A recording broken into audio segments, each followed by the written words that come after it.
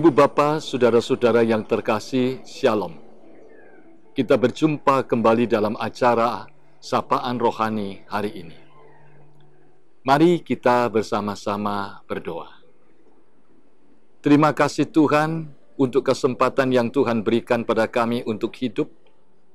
Dan biarlah kami akan mengawali hari ini dengan firman-Mu. Dan biarlah firman-Mu yang akan memenuhi hati kami dan menginspirasi kami untuk hidup bermakna dan berhasil. Kami mohon kiranya Engkau kuduskan dan layakkan kami, dan kiranya Roh Kudus yang bekerja memeteraikan firman. Dalam nama Tuhan Yesus kami mohon. Amin.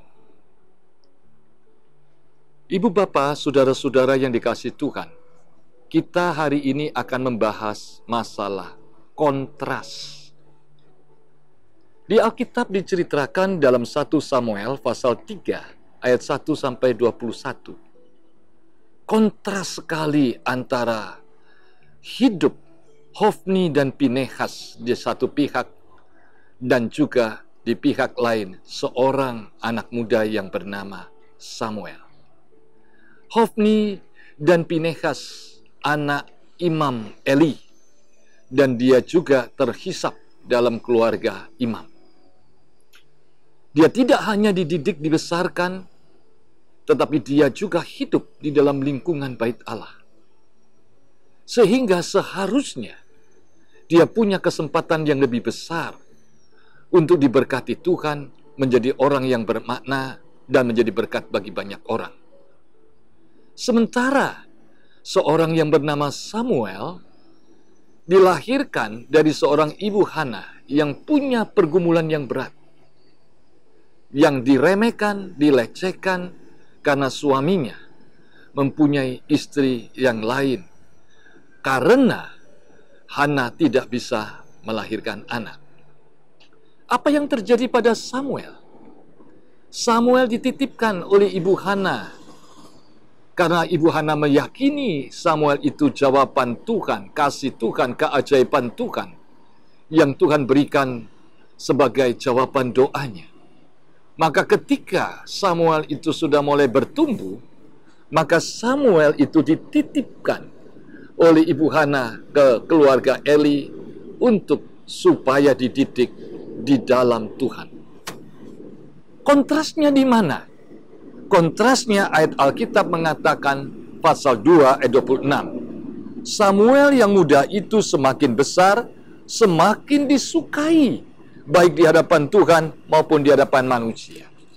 Dan kemudian dalam pasal 3 dikatakan di situ bagaimana ayat 19 mengatakan Samuel makin besar dan Tuhan menyertai dia, dan tidak ada satupun dari firman-Nya itu yang dibiarkan Tuhan gugur. Kontrasnya, Hofni dan Pinehas yang dibesarkan dari seorang anak-anak dari imam, dan mereka juga menjadi imam. Ternyata firman Tuhan mengatakan bahwa Hofni dan Pinehas akan dihukum oleh Tuhan, dan Tuhan tidak akan mengampuni kesalahan itu karena mereka terlalu jahat di mata Tuhan.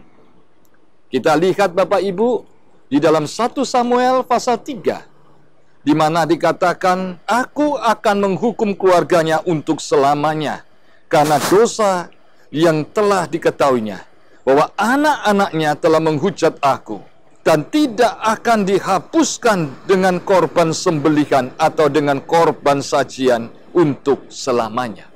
Dalam 1 Samuel pasal 3 ayat 13 dan 14 dengan tegas mengatakan Hofni dan Pinehas akan menghadapi hukuman dan tidak punya arti apapun.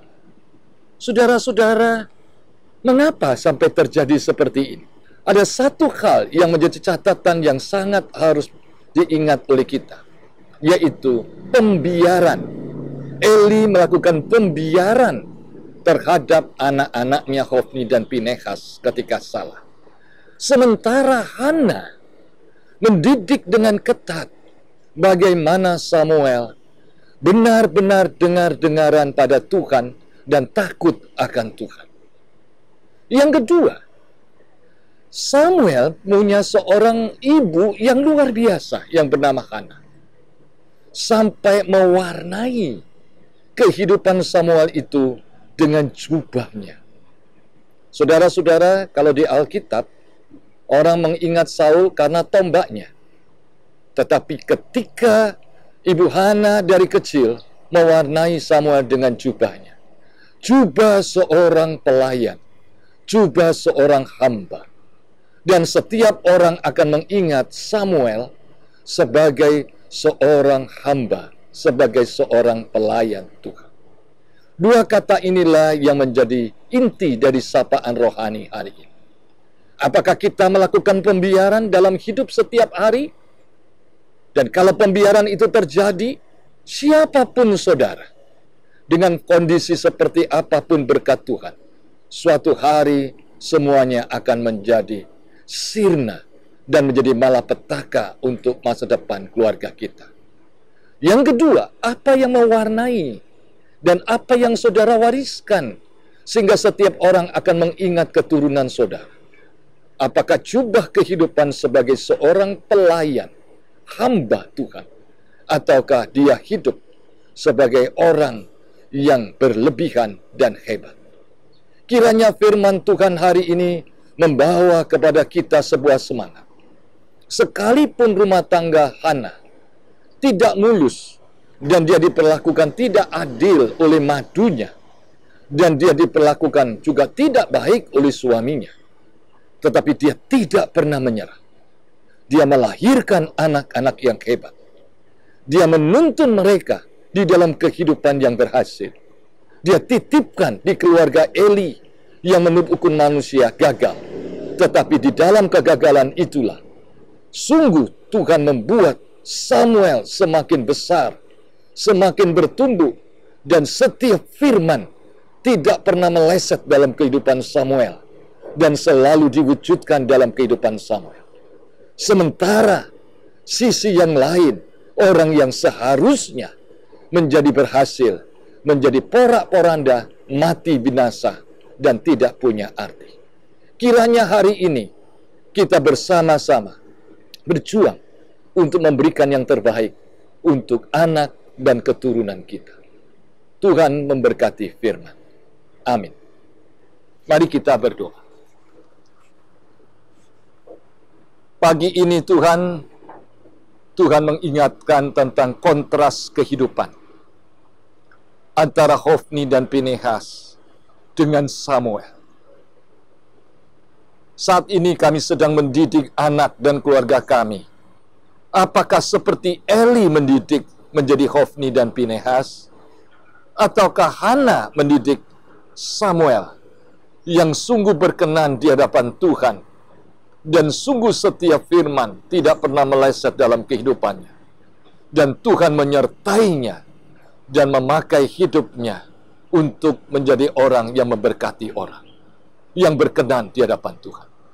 Tuhan, biarlah kami boleh memilih kehidupan seperti Hana, sekalipun sulit, sekalipun banyak tantangan, sekalipun banyak penderitaan, tetapi kami tidak pernah menyerah, tetapi kami datang membawa anak-anak kami untuk takut akan Tuhan. Dia dibentuk oleh Tuhan dengan jubah seorang pelayan, dan biarlah hidupnya dikuasai dengan firman Tuhan, dan firman Tuhan itu mewarnai hidup keluarga kami. Dalam nama Kristus kami mohon. Amin.